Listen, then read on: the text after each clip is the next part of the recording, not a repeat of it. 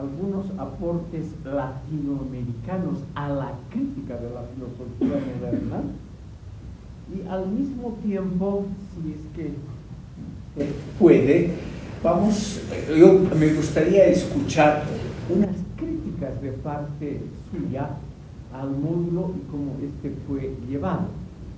Como les decía en la primera parte de esta sesión, el docente mismo aprende mucho de las críticas que se le hacen y yo estaría encantado de escuchar críticas, reproches, etcétera, de parte suya.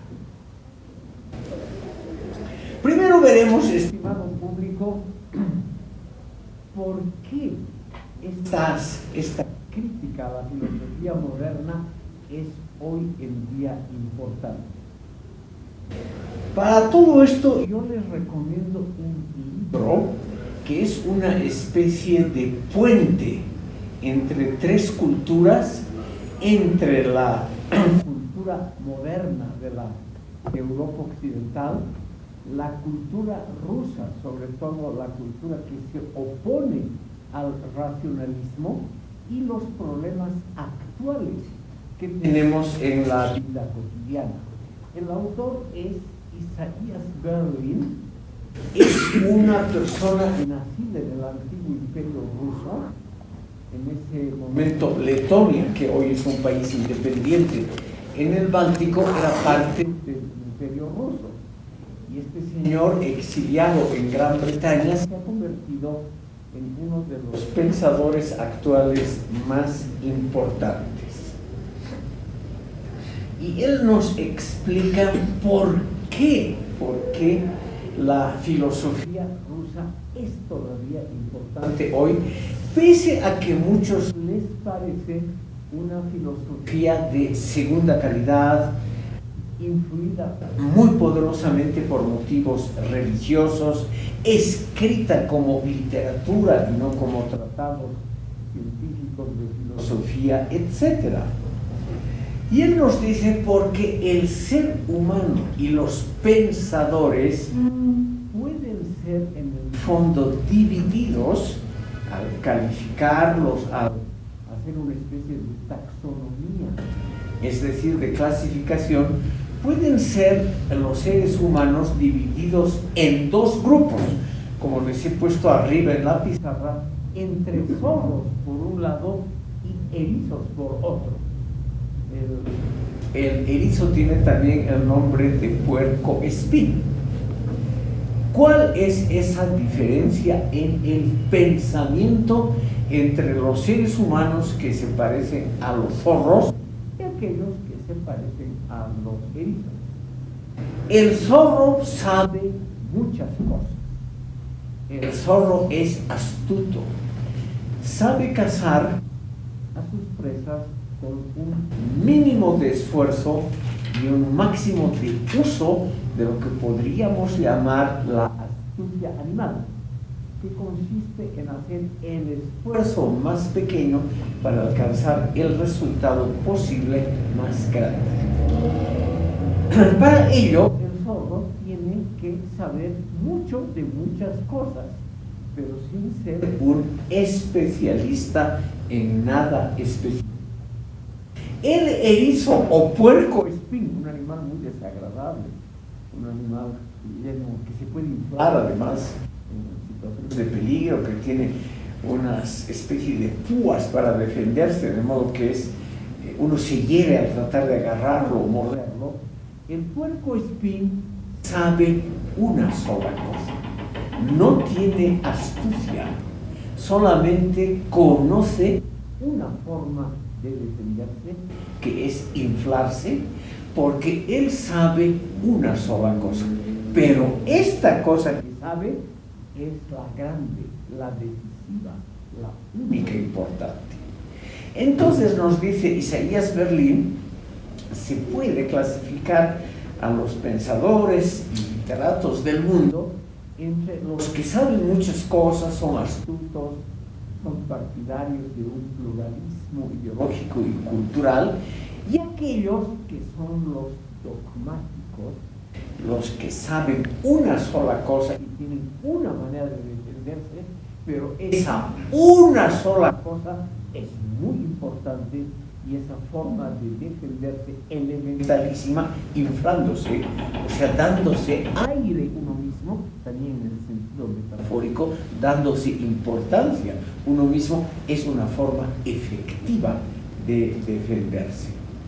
Él dice, por ejemplo, entre los pensadores que sabían una sola cosa, pero la sabían muy bien, está San Agustín, Santo Tomás de Aquino, Karl Marx, más modernos, y en cambio entre los sordos, entre los que saben muchas cosas, pero posiblemente no son especialistas en ninguna de ellas, estarían, por ejemplo, escritores como Balzac o Shakespeare y pensadores importantes como Montaigne, los escépticos que hemos tratado parcialmente aquí, La Rochefoucauld, Voltaire, los moralistas franceses.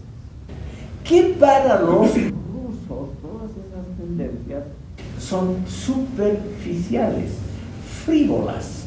Bueno, se debe también en parte, me he permitido a ustedes mencionarle la vida, que es muy interesante, de estos pensadores franceses como Montaigne, La Rochefoucauld, Voltaire, que eran grandes señores con mucho dinero, grandes amantes también, muy hábiles para conquistar mujeres y para pasarla bien. Y ninguno de ellos nos ha dejado una idea maestra, de cómo hacer política, sino que se han dedicado a criticar muchas cosas, pero no a representar una teoría en particular. Aplicado esto a la cultura mundial, nos dice Isaías Berlin, los rusos tienden a ser como los erizos, se dedican a una sola cosa y se defienden insuflándose a sí mismos esperanza y aire, o sea, autoconsolándose. Los rusos, Pushkin, Tolstoy, Dostoyevsky, y los pensadores, Lenin, Lomonosov, todos ellos, dice él, eran como los erizos, sabían y representaban una sola gran cosa, la defensa de la patria, la defensa de la tradición, o sea, de lo propio, de lo nuestro. Y se interesaban muy poco por el mundo exterior, pero el mundo propio lo conocían extraordinariamente bien. Como es el caso que para todos los pensadores y para Sigmund Freud era el más grande escritor de todos los tiempos, el ruso Fyodor Dostoyevsky, ese autor estimado público de unas novelas larguísimas, kilométricas, que hoy me imagino nadie lee, Los Hermanos Karamazov, Crimen y Castigo, Las Confesiones desde el sótano, Las Noches Blancas de Petersburgo y otras obras, donde lo que aparecen son almas atormentadas por esas preguntas sobre el sentido de la vida y del universo. Almas atormentadas que todo el día vuelven y vuelven a pensar, a masticar una sola pregunta, que es la pregunta que les atormenta. ¿Cuál es el sentido de la vida y cuál es el rol del ser humano y del propio, del que pregunta en las novelas, en ese mundo plural, difícil y en el fondo insoportable, en el mundo de las alienaciones modernas? Esto lo dice el autor Isaías Berlin porque Dostoyevsky vivió el comienzo de la industrialización y de la urbanización en Rusia, y sus personajes en sus novelas son precisamente esos desarraigados que ya no sienten como sus padres la necesidad de una vida espiritual religiosa, pero que tampoco se sienten bien en la vida urbana llena de movimientos, de sorpresas cotidianas, y en la vida urbana de ciudades como en la Rusia del siglo XIX, que se van modernizando rápidamente según paradigmas que no son rusos, sino occidentales. Las ciudades rusas empiezan a tener industrias pesadas, industrias de servicios, medios de transporte, telégrafos, ferrocarriles, etc. Y lo más grave, esos revolucionarios que quieren modificar el mundo según la razón, como los marxistas. Es decir, un mundo donde los rusos, propiamente dichos, los que vienen del campo, los que tienen todavía ideas religiosas, los que vienen de familias tradicionales, se sienten desarraigados, enajenados, alienados, ajenos a ese mundo moderno. Y tienen naturalmente nostalgia por las certidumbres del mundo tradicional. Isaías Berlin nos dice lo que se aplica aquí a Bolivia. Esa es en el fondo la situación de la mayoría de los países del mundo, incluido todo el tercer mundo. Países que se desarrollan según parámetros que no son estrictamente propios, pero que son ineludibles. Y esa gente desarraigada es aquella que quiere el progreso, los ferrocarriles, los telégrafos, refiriéndome a paradigmas del siglo XIX, pero que al mismo tiempo se sienten mal en esa nueva cultura y añoran las certidumbres del mundo agrario, tradicional y premoderno. Entonces nos dice Isaías Berlin, ese es el gran problema de la actualidad. O sea, los seres humanos, como seres que quieren un mundo nuevo, moderno, tecnificado, exitoso, y cuando les llega, claro, les llega una copia de segunda, se sienten mal en ese mundo. Entonces, él dice lo único interesante, pero es esencial, que ha hecho la cultura rusa es mostrar al mundo entero por qué la cultura racionalista de Occidente y todos sus muchísimos frutos, los avances de la ciencia, los inventos de la tecnología, son al mismo tiempo ambicionados, anhelados y se desprecia la cultura científica racionalista que está detrás del progreso tecnológico. En esa ambivalencia, en esa tensión, dice Berlin, vive el mundo actual. Y el gran mérito de los rusos, sobre todo de los literatos, es habernos mostrado algo trágico, la imposibilidad de sentirse bien en un mundo que en el fondo nos es extraño.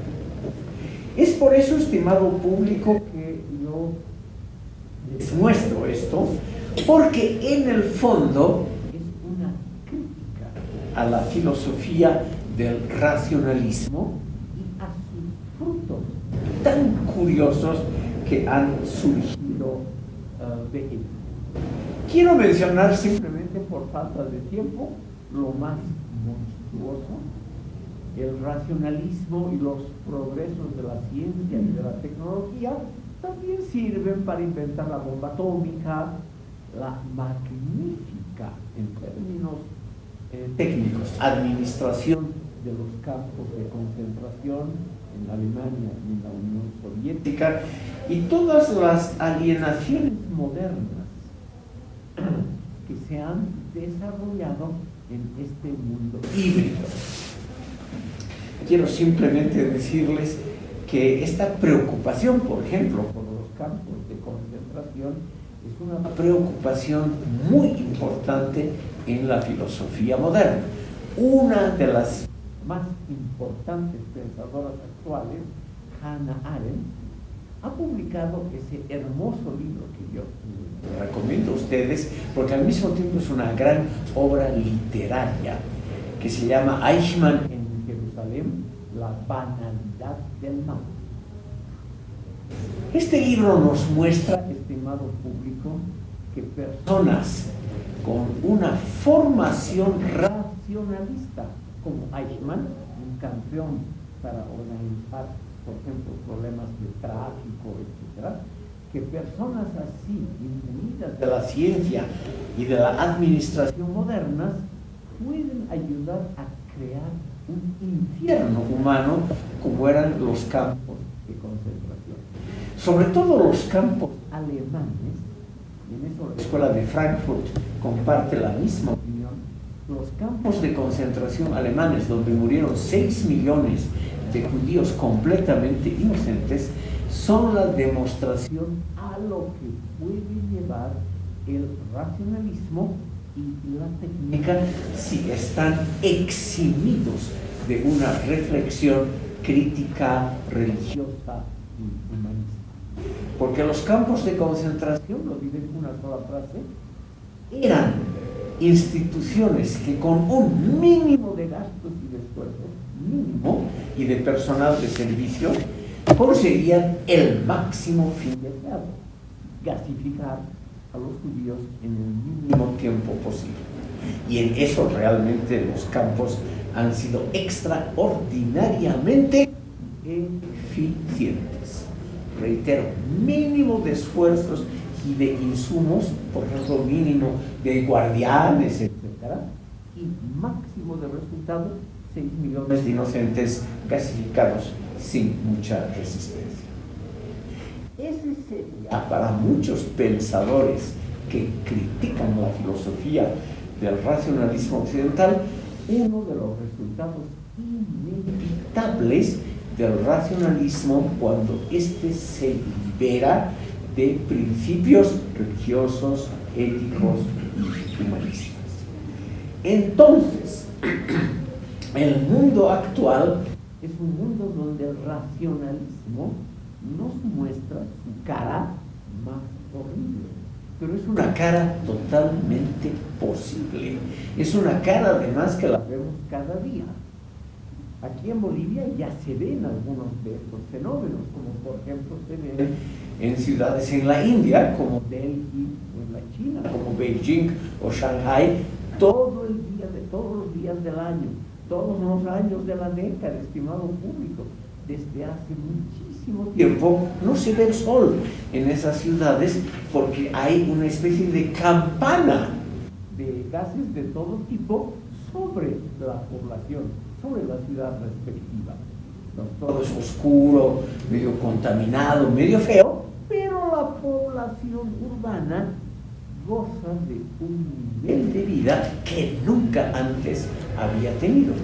Y por eso en la India, en la China, no hay prácticamente protestas contra la contaminación ambiental, porque la mayoría de la población la acepta como un pequeño resultado negativo, como un efecto colateral de un gran progreso con el que todos están de acuerdo. Entonces dice Isaías Berlin, la crítica que los rusos han comenzado en el siglo XVIII y XIX, sobre todo al exponer las posibles consecuencias negativas del desarrollo antiético y antirreligioso del racionalismo, es algo que nos debe importar, porque ese mundo creado por los técnicos, por la crema de la racionalidad, es un mundo inhumano, un mundo que nos lleva a la contaminación, a la destrucción de los ecosistemas y en el fondo al empobrecimiento del ser humano. Entonces, el gran mérito, y aquí concluyo este subcapítulo, el gran mérito de la filosofía rusa, también de la española y de otras, y de las latinoamericanas, sería mostrarnos que el mundo del racionalismo occidental no es tan perfecto, maravilloso y promisorio como dice la filosofía occidental y sus propagandistas. Entonces aquí tenemos, estimado público, elementos importantes, argumentos serios para defendernos de los excesos del racionalismo occidental. Y en esa defensa del en esa defensa de la tradición propia, o sea, de tradiciones religiosas, de tradiciones que a algunos nos pueden parecer arcaicas, en esa defensa, estimado público, algunos autores latinoamericanos se empiezan a destacar. Como algunos de ellos, como Enrique Dussel, ya son totalmente conocidos, me permito mencionar a un grupo de pensadores ecuatorianos y ecuatorianas que realmente están conformando lo que podríamos llamar la vanguardia de la filosofía crítica actualmente en América Latina. Por ello les he puesto algunas indicaciones bibliográficas en la pizarra.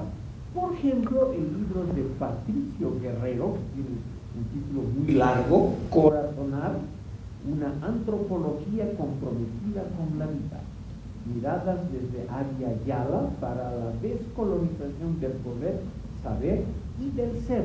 Es un especialista en antropología filosófica y en ontología, esa subdisciplina de la filosofía que durante siglos había caído en decadencia, pero que ha sido recuperada por pensadores antirracionalistas como Martin Heidegger en Alemania, que es uno de los inspiradores, curiosamente, de Enrique Dussel. Digo curiosamente porque Martin Heidegger apoyó durante los 12 años del régimen nazi, apoyó a Hitler y nunca se distanció de ese apoyo. El libro además es muy interesante. Corazonar, una corazonada, es una intuición. En lenguaje más intelectual, es una emoción inmediata que se llama intuición. Cuando uno, por ejemplo, ve a una persona y repentinamente la reconoce, sin pensar mucho, sin hacer una reflexión, uno tiene una intuición correcta, una intuición que lleva más adelante, una corazonada. Y este autor nos dice que los latinoamericanos somos los grandes expertos mundiales en corazonadas, en intuiciones valederas, en intuiciones que mejoran nuestra vida, en intuiciones que nos hacen más felices o que al intuir un peligro, evitamos amenazas, evitamos desafíos innecesarios o cosas así. Además nos dice, esas corazonadas de los latinoamericanos son corazonadas, reitero aquel autor Guerrero, izquierdistas. Son esas corazonadas, esas instituciones intelectuales que nos ayudan a descolonizar el saber, el poder, el ser, ¿no? En el caso de la ontología. Es decir, estimado público, justamente esas intuiciones contra lo clásico de la filosofía occidental son lo rescatable del saber filosófico latinoamericano. Muy parecido es el contenido del volumen colectivo compilado por una mujer, por Claudia Zapata, también en Quito, que se llama el libro Intelectuales Indígenas Piensan América Latina. En realidad el título debería haber sido Piensan de manera diferente América Latina, porque estos autores se imaginan un futuro de América Latina diferente al actual. El libro apareció en momentos en que subía a la presidencia Rafael Correa, el gran líder populista ecuatoriano, y es naturalmente una alabanza del partido de Correa y de las ideas de él. Pero como esto sigue siendo muy grande, los correístas han perdido por poco la última elección presidencial en el Ecuador, debemos, creo yo, considerar que esta corriente todavía tiene muchos adeptos y sobre todo también en el ámbito intelectual latinoamericano.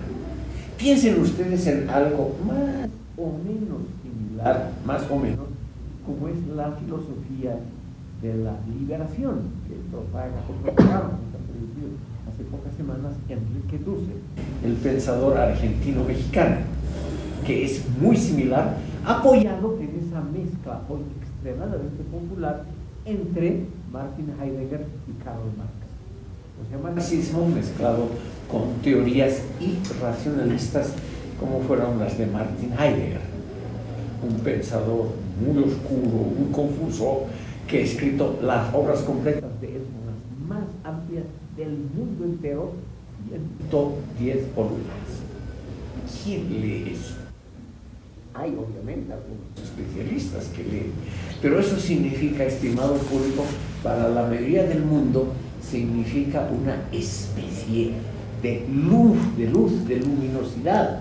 Esa luminosidad nos enseña Heidegger, es decir, nos enseña a ver más allá de la razón, hacernos preguntas como las que hemos tratado aquí con el señor Aramayo, hacernos preguntas que para un físico racionalista es una pregunta absurda, como preguntar qué pasó antes del comienzo de la primera explosión del Big Bang. ¿Qué pasó antes? ¿Cómo era el tiempo antes del tiempo? O la pregunta que también mencionó el señor Aramayo, ¿en qué pensaba y qué hacía Dios antes de la creación? Porque si Dios es omnipotente, etcétera, etcétera, tiene todas las cualidades positivas, quiere decir que Él existía antes de la creación, si no lo hubiera creado el universo. Y la pregunta filosófica es, ¿qué hacía Él antes de la creación? Hay una, en el Corán, estimado público, en la Biblia de los musulmanes, hay una especie de respuesta. ¿Cuál es la actividad primordial de Dios? Pensarse a sí mismo. No necesita pensar en los humanos, en el universo que ha creado, en nada de esas cosas. Pensarse a sí mismo es la actividad central. A mí me parece un poco aburrido esa vida de Dios, porque pensarse siempre a sí mismo, uno ya se conoce rápidamente. Yo creo que con unas pocas horas de reflexión profunda como debe ser Dios, uno ya se conoce. Entonces, pensarse la eternidad de ser a sí mismo, creo yo que es una ocupación un poco tediosa y no digna del Ser Supremo, porque realmente debe ser la repetición de lo mismo siempre. Señor Aramayo, ¿qué piensa usted de esto? Usted que tiene algunos conocimientos, creo, pudiendo equivocarme, de teología. Como un ser espiritual, entonces él está por encima de la creación, es eterno. ¿Pero qué hace también?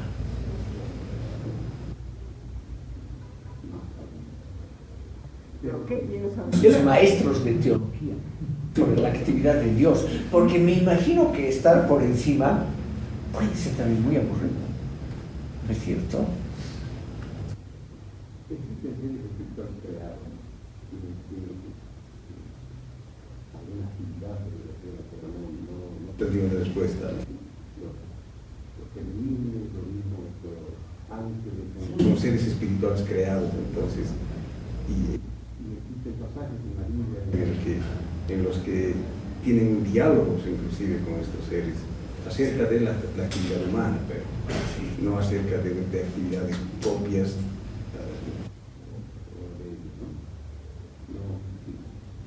Al fondo, o sea, ¿cómo es su nombre? ¿Está en la lista? Brian Flores. Ahí está. Señor Flores, por favor, lo escuchamos. No recuerdo si era Santo Tomás o San Agustín, pero daba una teoría sobre el tiempo y precisamente hablaba sobre Dios. Que Dios no era un ser temporal, porque ser temporal implicaba estar ligado al tiempo, y como el ser supremo no puede estar ligado al tiempo, porque significaría que estuviera debajo de algo. Entonces él lo presenta a Dios como un ser atemporal que vive un eterno presente. El ayer es el presente que ya pasó y el futuro es el presente que ya viene, al menos en términos de Dios. Y el tiempo como tal para nosotros solo existió después de la creación del cielo, porque es porque es lo único que está por debajo de Dios, y a partir de ahí empezó como una especie de escala hacia abajo de lo que es Dios. Nuevamente eso sí es algo sujeto al tiempo, mientras que Dios está fuera del tiempo. Pero señor Flores, yo pedestremente me atrevería a preguntarle a usted lo siguiente. Le pregunto retóricamente, esas preguntas que empiezan con no, siempre tienen un carácter retórico. ¿No es aburrido para Dios mismo estar por encima del tiempo y vivir en un presente continuo? Porque me imagino que siempre la repetición de lo mismo. Todos los días lo mismo y lo mismo por la eternidad. Pero aquí depende ya un poco de la interpretación de cada persona. Por ejemplo, podemos interpretar a Dios como un ser tan omnipotente que tiene una resistencia, digamos, mental tan superior a un ser humano que es imposible aburrirse. Otros casos que podría ser que, por ejemplo, como es alguien que el presente, el pasado y el futuro es todo al mismo tiempo para él, entonces lo está experimentando todo a la vez, entonces es un poco difícil aburrirse en una situación así. O tal vez es lo que usted está diciendo, tal vez se está aburriendo y por eso, digamos, creó la humanidad, esto de que los crea como un medio de entretenimiento, algo por el estilo. O sea, hay muchas interpretaciones a partir de este momento y es muy ambiguo a la hora de hablar de una entidad como Dios, que al menos para mí es un ser creado por la necesidad humana y no un ser real, pero ya aquí ya depende de cada uno. Claro. Aquí quisiera indicar que ha habido una secta religiosa de carácter filosófico, los gnósticos, gnosis es conocimiento en griego, que han establecido una teoría muy interesante, muy similar a lo que ha dicho el señor Flores. Solamente hay un presente continuo para Dios. Él crea el universo, pero, y aquí viene la originalidad de los gnósticos, ellos dicen, Dios ha creado a los seres humanos dentro del universo y está decepcionado de la obra de su creación y por lo tanto se ha retirado, no ha condenado, no ha destruido la obra de su creación, nosotros, la humanidad, pero se ha retirado y ya no se interesa por nosotros. ¿Qué le parece esa teoría? Bueno, honestamente yo pienso que Dios, como es un ser, se supone omnipotente, omnisciente, omnipresente, Sí. es un poco polémico, pero creo que al momento de que Dios crea algo, no lo hace con el fin de experimentar, sino que Él ya sabe lo que es y lo que va a hacer, porque Él es omnisciente. Si Él no sabe lo que va a pasar, entonces no es omnisciente porque no sabe algo. Así que digamos que toda su obra ya es algo planificado. Él crea el cielo, sabe que los cielos se van a revelar, sabe que la humanidad, que Adán, que Eva, que Caín, que Abel. Entonces, por así decirlo, es algo así como una obra de teatro, ¿no se puede decir? Porque Sí. todo está predestinado si es que tomamos en cuenta todas las capacidades de Dios. Sí. Pero esa, insisto, señor Flores, esa existencia, a mí como ser humano, me aburro muy fácilmente, yo pensaría que es muy tediosa saber absolutamente todo. ¿Para qué crear si uno ya sabe cómo va a terminar la creación? ¿Para qué crear, por ejemplo, un ser humano concreto si uno sabe que va a tener tal accidente, va a morir en brazos de su amada o va a asesinar a su amada? Es decir, una vida sin la más remota sorpresa.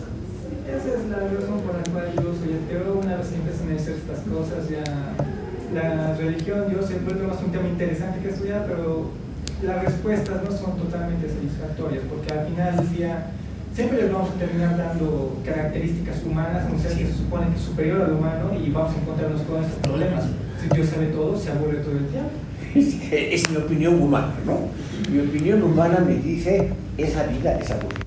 Es mejor la vida humana con sus sorpresas, es mejor la vida humana porque podemos de alguna manera planificar cosas. ¿Cómo vamos a seducir a la vecina? ¿Cómo vamos a engañar al vecino? Es decir, hay muchas operaciones que curiosamente dan un poquito de sentido a la vida humana. Señor Aramel. Disculpe que pero Claro. se toca un tema que ha sido estudiado por los creyentes también, Y existen diferentes posiciones, diferentes formas de interpretar. Lo que pasa es que en la Biblia uno encuentra, si se quiere, la forma como uno debe comportarse dentro de su creación. Sí. Es obvio que tiene que tocar algunos aspectos de cómo piensa Dios o cómo posiblemente él nos ve. Pero son tópicos que no están claros. Lo que sí está claro es cómo debemos comportarnos acá, personalmente. Entonces, lo otro es tratar de entender, y se han encontrado algunas respuestas. Es cierto que hay una visión completamente determinista. Dicen que el Señor es todopoderoso y conoce todo. Sí. Pero existe otra creencia, que es otra idea, otra línea de pensamiento más bien, que piensa que tenemos libertad de actuar, el libre albedrío. Y por lo tanto Dios conoce el final de nuestras decisiones. Nos deja tomar nuestras decisiones, pero Él puede conocer. Pero no permite que nosotros elijamos. ¿No? Es, una línea, el determinismo se la llaman el calvinismo. Sí. ¿No? La otra la del libre albedrío, que tiene un pensador, ¿no? Que es completamente libre, y existe una tercera, que es la molinista, en la cual es la que le comentaba, que Dios conoce el final de cualquier decisión que usted tome. No, hay pasajes, pero nos deja actuar. Hay pasajes en la Biblia en la que, por ejemplo, David está siendo perseguido, el rey David, el rey de Israel, está siendo perseguido por un ejército, y él entra a protegerse, a esconderse a una población que lo veían como rey y lo respetaban todavía, ¿no? Él se pregunta y dice: ¿qué pasa este ejército al saber que yo estoy acá? Va a venir, lo va a destruir el pueblo por protegerme. Y se pone en esa encrucijada y pregunta a Dios y le dice: ¿va a venir el ejército de su hijo, si no me equivoco, el que estaba persiguiéndolo? Y el Señor le dice: si te quedas, no. Como ejemplo, digo, ¿no? Hay varios espacios.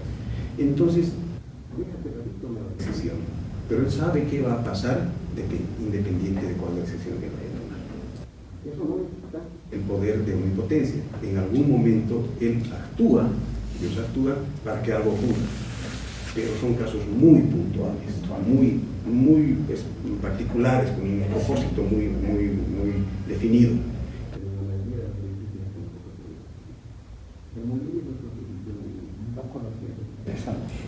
Viene de un molino, o sea, de un español. Molino. No conozco. ¿Me da ese nombre? ¿Tomás de Molina es? No. Déjeme. Molina. Sí, yo le paso el nombre. Gracias, muy bien. Sobre esta temática quiero mencionar otra obra latinoamericana también de ecuatorianos. Luz María de la Torre, otra mujer, porque ellas han tomado la vanguardia del pensamiento filosófico. Ha publicado una obra que se llama Un universo femenino en el mundo antiguo. Y ese universo, que según la autora vendría a ser un universo manejado o por lo menos influido por las mujeres, es un universo más humano que el universo manejado por los varones. Aquí realmente es una teoría muy interesante que filosóficamente nos dice: las mujeres, porque tienen la capacidad de la intuición, porque tienen sentimientos, se refiere a algunas, claro, no a todas, porque tienen sentimientos buenos, porque dan la vida, las mujeres pueden gobernar mejor el mundo. Entonces, ella nos dice: el universo femenino que se está formando en el mundo andino va a ser un universo mejor que el que han creado los varones, porque va a ser más humano, va a tener más consideración por los problemas específicos de los seres humanos y va a estar más basado en el amor incondicional a los hijos a los seres que uno quiere y no en el amor condicionado al dinero. En ese amor que siempre está condicionado por factores materiales. Entonces, ese mundo, ese universo femenino que ella cree que va a llegar aquí al ámbito andino, ese universo femenino va a ser superior, más humano, más humanista, y por lo tanto va a durar más que el mundo destructivo producido por los varones. Señor Molina. ¿No habría una tendencia entonces de esta autora y también de los otros cuando se refieren a los sentimientos como el punto o el nodo sobre el que giran sus desarrollos, como una especie de nuevos utopismos, porque son esperanzas, no son realidades concretas? Porque una vez una docente de acá mismo en tono de broma decía: aquí hablan del chachahuarmi, ¿dónde está el chachahuarmi? Porque vamos al campo y vemos una simple relación de dominación, el hombre domina a la mujer, algo así. Entonces, este tipo de tendencias, este tipo de propuestas vendrían a ser como esperanzas, nuevos utopismos como respuestas, ¿no?, a lo que serían el mundo tecnificado y todo lo que ha propuesto el nacionalismo. Tiene usted totalmente razón, señor Molinedo. Hay naturalmente una crítica de sectores racionalistas en políticas liberales contra estas utopías femeninas que todas tienen también una tendencia socialista, o por lo menos un apoyo a gobiernos en el Ecuador como el de Rafael Correa. Esta crítica dice lo siguiente: esa mirada de creer que hay una esencia femenina más humana, más razonable a largo plazo, mejor para vivir, que las actividades y los valores de orientación de los varones, en el fondo es una ética conservadora. La crítica racionalista dice: esas teorías feministas y en el fondo también los populismos de izquierda en América Latina serían tendencias filosóficamente conservadoras. O sea, serían tendencias que creen que hay la posibilidad de alcanzar algo perfecto, cuando en la vida lo que hay es siempre la competencia de todos contra todos. Una cosa muy varonil, ¿no?, la competencia permanente de todos contra todos. Ellos dicen, estos racionalistas, que las feministas, como Luz María de la Torre, en el fondo representan una filosofía conservadora en el plano ético. Una pregunta, por ejemplo, estos autores que menciona, Patricia Guerrero, Luz María de la Torre, o sea, ha descrito más o menos las tesis que están dando, las propuestas, pero me interesa, digamos, su formación, por lo que yo intuyo debe ser, tiende al posmodernismo, tal vez, y de ahí sacan esas como que tesis que podrían hasta parecer como que premodernas, o sea, para mi visión, pero bueno, está bien. Es raro. Don Jorge, justamente la crítica racionalista dice eso: bajo el manto de la novedad, de la otredad, de querer ser otra cosa diferente, bajo el manto de querer crear un mundo bondadoso, estas autoras lo que propagan es una ética profundamente conservadora. Una ética que dice no a la competencia, por lo tanto no también al núcleo de la duda del racionalismo. Es una ética de la certidumbre. Nosotras las mujeres, porque damos la vida, comprendemos mejor el mundo. Comprendemos mejor el mundo porque podemos amar. En cambio, los varones, sobre todo esos racionalistas occidentales, que viven de la competencia permanente, que hacen una especie de elogio de la competencia permanente, esos varones en el fondo se van a autodestruir con su racionalismo. Los críticos dicen que en el fondo esta visión del mundo femenino, de estas pensadoras, no de la totalidad de las mujeres, que esta visión del mundo es una visión agrarista, ruralista, una visión que piensa en la historia universal como un ciclo biológico y desoye o no quiere comprender que los varones han inventado precisamente la superación de los ciclos biológicos, que han intervenido en la naturaleza. Los varones, dicen los racionalistas, no se han contentado con un río que se desborda, sino que han construido una presa hidroeléctrica y encima le han sacado un provecho enorme a esa presa porque ahora produce electricidad y regula las inundaciones. Entonces, la vuelta a esa teoría de que solamente lo que vale es el amor maternal, la comprensión del otro, el amor al otro, a pesar de que sea un tonto, un infeliz, etc. Como las madres que aman igual a sus hijos de pensamiento, eso en el fondo es una parte del pensamiento, pero no puede pretender ser la tendencia dominante, porque ese impulso emotivo, sin duda alguna noble, sin duda alguna profundo, seguramente desinteresado, colectivista, que trata de descubrir la bondad en todos nosotros, se apoya en el fondo en legados tradicionales, o sea, en tradiciones que vienen de muy atrás.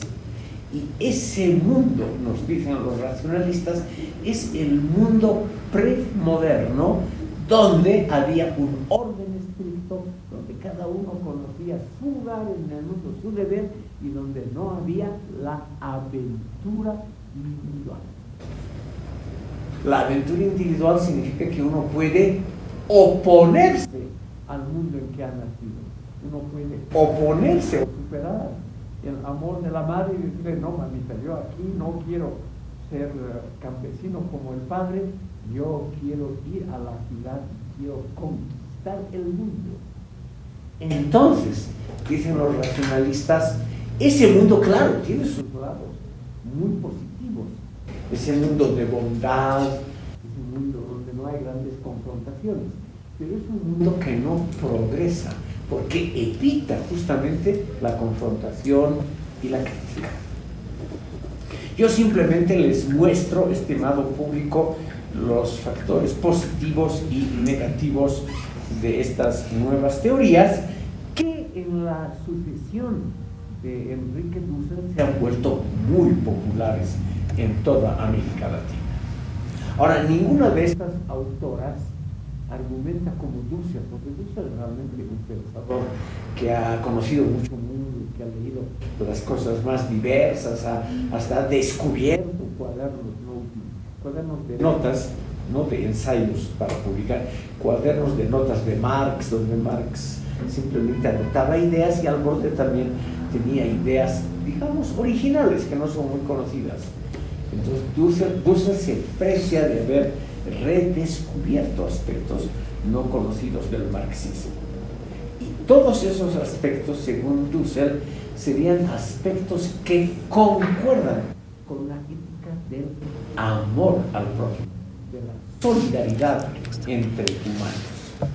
Los racionalistas dicen: está muy bien, pero una sociedad progresa cuando hay crítica, cuando hay gente que dice eso está mal, hay que hacerlo de otra manera, etcétera, etcétera. Es decir, cuando hay confrontación, que no es necesariamente lo mismo que el amor a todos.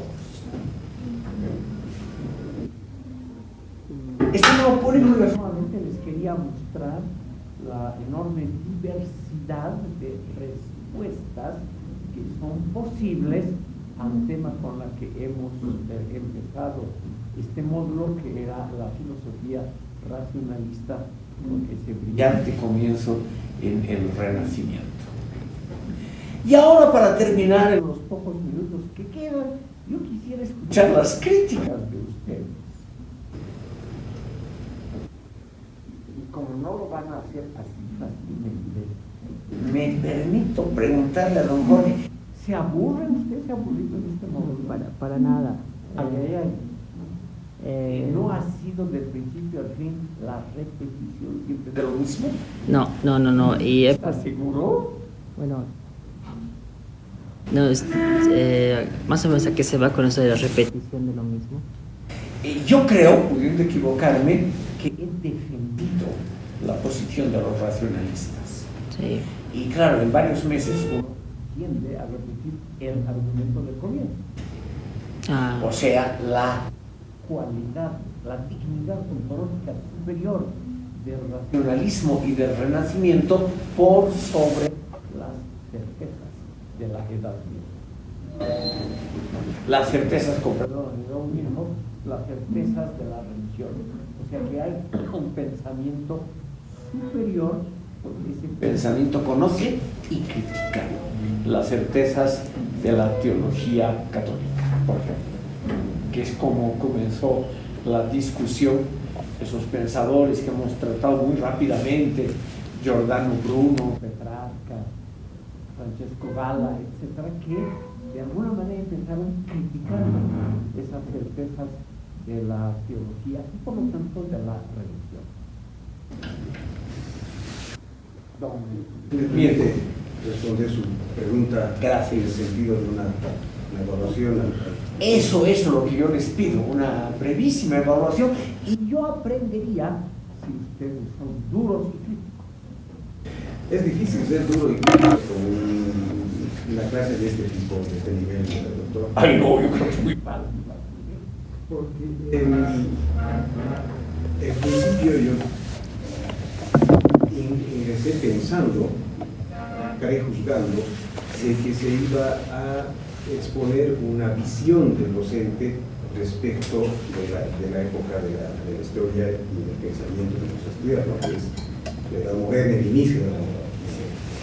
Si bien es cierto, el término dice tiene una cierta inclinación, la ha defendido de alguna manera, pero ha sido muy imparcial en cuanto a los otros pensadores que estarían en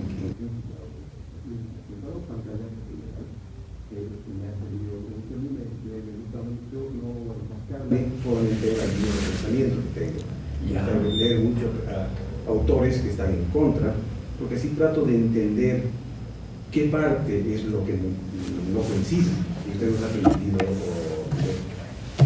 de todos, y casi en la misma profundidad, ¿no? Porque uno podría mencionar un nombre, la idea central y pasar al siguiente, que no está con una profundidad en muchos casos era como para ir tomando nota, a pesar que hoy tenemos la herramienta del internet y podríamos recoger visiones tal vez más amplias, pero yo he hecho alguno de ellos, pero en sus clases se han encontrado detalles que no, bueno, por no se puede encontrar.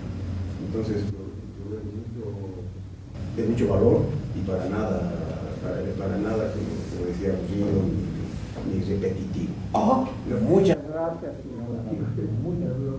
pero en un punto quisiera criticar. Usted mismo ha dicho casi el mismo interés por los racionalistas y por la crítica al racionalismo. Casi significa que no era equivalente.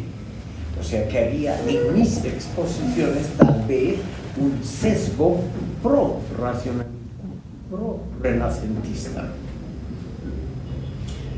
Y un clarísimo sesgo anticlerical.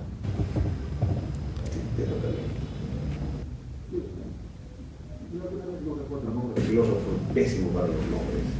Un filósofo dando una clase decía Europa es el centro, pero para los asiáticos Asia es el centro, Europa está a la izquierda y América está a la derecha. Asia territorialmente es 20 veces más grande y en población que Europa. Europa es este punto, entonces ¿por qué Europa? Apéndice. En definitiva, si vamos a medir por población y vamos a medir por extensión, bueno, pues me imagino que otros países deberían ser las potencias y no ese punto que es el pensamiento europeo también tiene mucho peso porque no es solo la materia y la cantidad, sino la calidad. Pues definitivamente el nacionalismo ha cambiado el mundo, ha hecho un punto de inflexión y no depende de cuánto lo haya intentado, de cuán grande era el territorio en el que vivía. Por lo tanto, es lógico, desde mi punto de vista, tener una inclinación, pero es diferente aferrarse a esa inclinación y solo mostrarla a esa. Gracias, señor Aramayo. Tal vez el pensador que usted tiene en mente es el fundador de la teoría latinoamericana de la dependencia, André Gunda Frank, de origen un economista. Hoy día está totalmente olvidada la teoría latinoamericana de la dependencia, pero en los años 60, 70, 80 era la tendencia dominante en ciencias sociales, filosofía, economía y ramas anexas. Y de él es la famosa frase: Europa es como una protuberancia, un apéndice de Asia. Un apéndice que tuvo su importancia solo durante 400 años, entre 1500 y 1900, pero que ahora la importancia está volviendo lo central, la centralidad, donde siempre debería haber estado, la China y la India. Esta teoría, estimado público, ahora se ha vuelto muy popular. Es decir, aquí mismo en Bolivia, si ustedes leen una cosa tan aburrida como las páginas culturales del periódico La Razón, hace una semana, el señor Hugo Siles, que fue ministro de Economías de Evo Morales, ha escrito un artículo parecido donde dice que realmente la China ha sido en épocas pretéritas y será en el futuro la primera potencia mundial por su población, su intensiva, etcétera, etcétera. Pero en Europa es lo que hemos estudiado aquí. Esos años del racionalismo, del renacimiento, han sido solo accidentes. Lo importante es lo que va a venir y lo que estaba muy anteriormente. Y eso es la preponderancia de la China y de la India. ¿Qué le parece esta curiosa teoría? Diría que algo de ¿No es cierto? Bueno. También es una guerra geopolítica nomás que tiene anclas y puntos de apoyo en América, podría ser esta persona. Sí, pero hay muchas, sí, pero es parte de la guerra geopolítica. En el mundo islámico, yo lamentablemente tengo que vivir unos años en ese mundo islámico, la idea es muy similar. Europa es un mero accidente. El mundo islámico era muchísimo más rico que Europa. Y Europa lo único que ha tenido es una suerte al inventar naves y cañones que funcionan mejor que los otros. Y eso se termina ahora. Bueno, estimado público, si no hay otras críticas que a mí me gustaría escuchar, yo les agradezco mucho por haber tenido la paciencia de oírme. Me han gustado mucho las intervenciones de ustedes. Yo he aprendido bastantes cosas y les estoy muy agradecido por haberme escuchado. Aquí entonces terminaría el curso. Si alguien tiene todavía un trabajo escrito, me lo puede entregar ahora.